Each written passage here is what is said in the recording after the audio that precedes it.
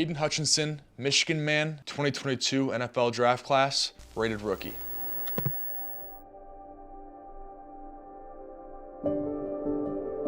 So I grew up in Plymouth, Michigan, which is where we're at right now. I'm in my parents' home. Yeah, I grew up here pretty much since I was 4 and on. And I grew up playing flag football, and I ended up playing tackle football when I was in 7th grade. Once I got in high school, I realized that football could really be an opportunity for me to play at the next level. My diet and me really dialing things in, it started probably near the end of my freshman year.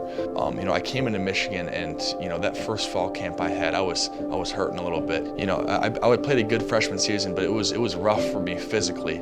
I definitely started seeing the benefits of all of that, as my career went on and as I, got more and more consistent with it. I think it's definitely paid off.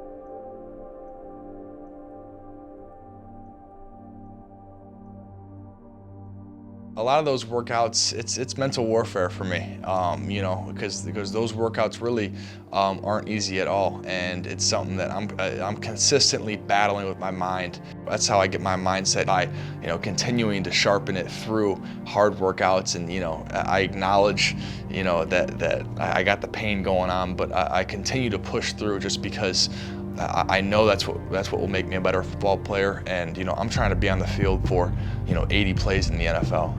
In order to do that, I need to be in the best shape of my life, and that's really my biggest motivating factor when I'm working out. Arms are bigger than most legs, baby. When I'm at that 10th rep of the bike, I'm just thinking about the 4th quarter OT. I can't be putting out bad film. I can't have my hands on my hips. If I want to go where I want to go, I need to go as hard as I can in those workouts and really get everything I can out of this body.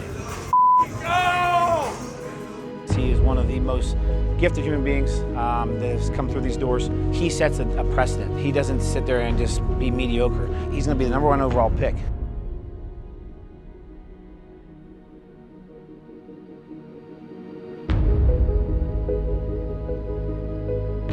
I want to be a Hall of Fame player, and I want to have a lot of first-team All-Pros and just start winning ball games.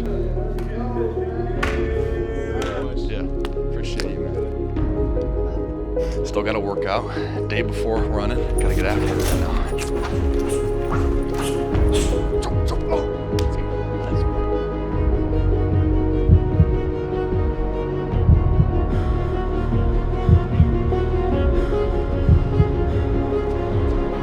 Brings an electric gleam with him. 1.6210 is great. 4.7540.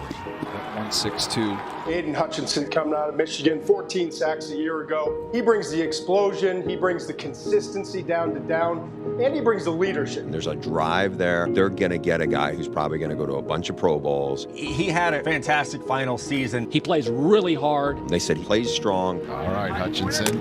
There we go. Nicely done. We're finishing up strong.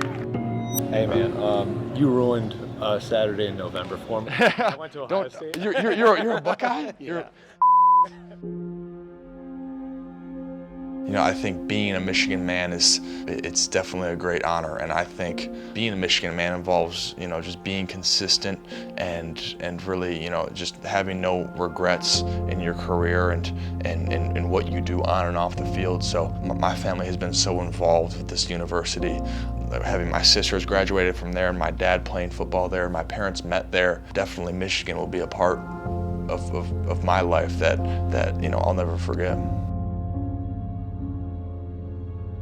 Beating my dad in sacks was something that I had my mind on for the whole season. You shouldn't really be thinking about this, but it's hard not to. When I started getting more and more numbers, you think to yourself like, I'm getting closer and closer to that number. Going into that Ohio State game, I had 10 sacks, and my dad had 11, and the Michigan record was 12. So, when I got that first sack, I'm thinking to myself, okay, I tied Dad, and now let's keep going.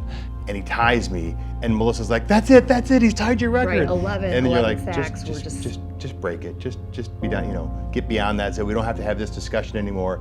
And then I got the second one, and I knew I beat my dad, and I tied the record, so that was definitely really cool. And the third one was just, you know, that cherry on top of the cake. I looked up on the video board when the game was going, and they said that I just broke the school record, and that was really cool. And people started cheering and stuff like that. And you know, to do all of that in that big of a game, you know, I think that's what makes me special as a player as well. You know, I think in the biggest games, that's where I come through the most. Being here, and the city is so amazing, and it really is so beautiful just walking around. I think what drew me here was really the academics and the athletics. If you want the best of both worlds, it's Michigan. I was able to graduate with a degree in kinesiology and also, you know, win a Big Ten championship. So, I mean, that's the best of both worlds right there. Michigan is the 2021 Big Ten championship football team. I know this may be a little cliche, but I think it's got to be the Ohio State game. My dad's never lost to him. You know, there was a lot into that Ohio State game, and it was really a family affair too, just because they know how much I cared about it and how much, you know, mental energy that I was putting into this. So, you know, when we got the win out there, and then I mean, I was with my whole family when they came down with the field rush after the game. Being with them in that moment was definitely special, and they knew, you know, how much and how bad that I wanted to.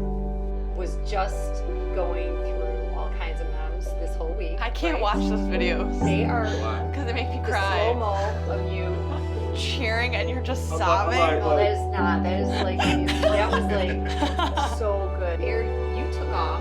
How did you find Oh my God, I've always wanted to storm the field too.